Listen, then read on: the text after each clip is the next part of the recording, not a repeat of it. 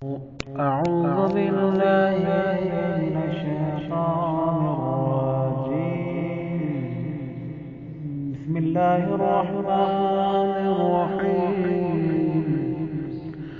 اللهم اجعلني فيه من المستغفرين واجعلني فيه من عبادك الصالحين القانتين واجعلني فيه من أوليائك المقربين برأفتك يا أرحم الراحمين.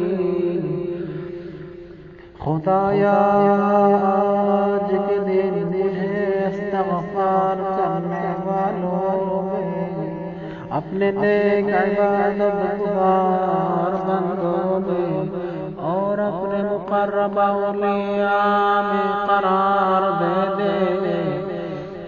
अपनी मेहरबानी से बेहतरीन रहम करने